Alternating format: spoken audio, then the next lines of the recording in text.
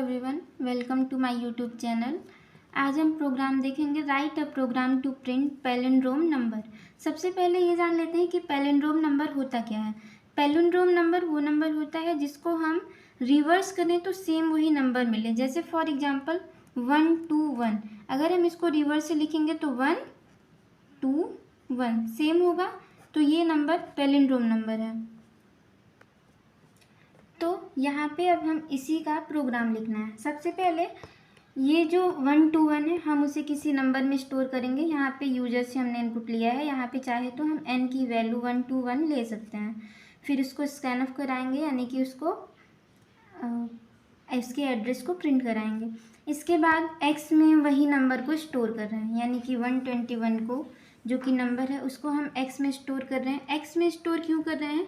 क्योंकि जो 121 है उसको जब हम रिवर्स करने के बाद जो आंसर आएगा उसको हमें इस जो नंबर हमने स्टोर किया है उससे चेक कराना पड़ेगा, यानी कि कंपेयर कराना पड़ेगा कि क्या दोनों इक्वल है। अगर दोनों इक्वल होंगे तभी पैलिंड्रोम नंबर होंगे। इसीलिए गिवन नंबर को यानी कि 121 को हम एक और वेरिएबल x में भी स्टोर कर लिए हैं। फिर प्रोसेस ये है कि जब तक n की वैल्यू ग्रेटर देन 0 है तब तक हमारा ये पूरा लूप चलेगा। अब यहाँ पे हम इसको समझते हैं। r एक वेरिएबल है जिसमें हम n मॉड्यूलो 10 यानी कि रिमाइंडर स्टोर कर रहे हैं। तो सबसे पहले r is equal to n modulo 10 और n की वैल्यू हमने क्या लिया है 121 मॉड्यूलो 10। तो r में क्या आएगा, क्योंकि ये रिमाइंडर रिटर्न करता है, 10 से 121 को डिवाइड करेंगे तो रिमाइंडर 1 आएगा, यानी कि r में अब स्टोर हो गया है 1। नेक्स्ट में s एक वेरिएबल है जिसमें हम ये जो आंसर आएगा उसको स्टोर कर रहे हैं और यहाँ पे इनिशियलाइज किया है s की वैल्यू को 0 से।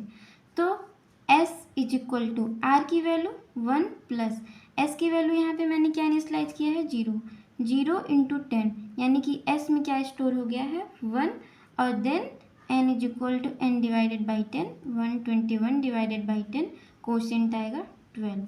अब n की वैल्यू क्या हो चुकी है यहाँ पे 12, n की वैल्यू हो चुकी है 12, s की वैल्यू है 1 और r की वैल्यू है 1। फिर से r is equal to n modulo 10, r is equal to n 12 modulo 10, remainder आएगा 2 और s में हमें स्टोर कराना है r plus s into 10, r plus s into 10। r की वैल्यू फिलहाल में क्या है 2 प्लस s की वैल्यू क्या है, अब यहाँ पे मैंने देखा है s की वैल्यू है 1 इंटू 10, यानी कि s में अब क्या स्टोर हो जाएगा 2 प्लस 10 1 जा 1 10 इज इक्वल टू 12। s में स्टोर हो चुका है 12 और फिर से n is equal to n divided by 10, यानी कि 12 डिवाइडेड बाई 10, क्वेश्चन क्या आएगा 1। क्या 1 greater than or equal to 0 है? अभी फिर से कंडीशन ट्रू है, तो फिर से क्या होगा r is equal to n modulo 10, यानी कि 1 मॉड्यूलो 10, 1 मॉड्यूलो 10 करेंगे तो रिमाइंडर क्या आएगा, तो यहाँ पे रिमाइंडर क्या आएगा इज इक्वल टू 1, यानी कि रिमाइंडर अब क्या आ गया है 1। फिर से s is equal to r की वैल्यू है 1 प्लस s इंटू 10। अब s की वैल्यू यहाँ पे क्या हो चुकी थी, s की वैल्यू आ गई है 12 into 10 is equal to 1 plus 120 is equal to 121। अब n is equal to n divided by 10, n की वैल्यू 1 थी, 1 डिवाइडेड बाई 10, आंसर आएगा 0, यानी कि हमें डेसिमल में नहीं जाना इसलिए हमने लिए 0। क्या अब 0 ग्रेटर देन 0 है, कंडीशन फॉल्स, तो हम इस लूप के बाहर आ जाएंगे। x में मैंने स्टोर किया है इसी n को, यानी कि 121 को यहाँ पे स्टोर किया है। क्या x is equal to s की वैल्यू है 121 और x की 121 इज इक्वल टू s की वैल्यू क्या है 121। क्या ये कंडीशन ट्रू है? ट्रू है तो मतलब पैलिंड्रोम नंबर है। अगर ये कंडीशन फॉल्स होता तो पैलिंड्रोम नंबर नहीं होता, लेकिन ये 121 के इक्वल है तो ये पैलिंड्रोम नंबर है।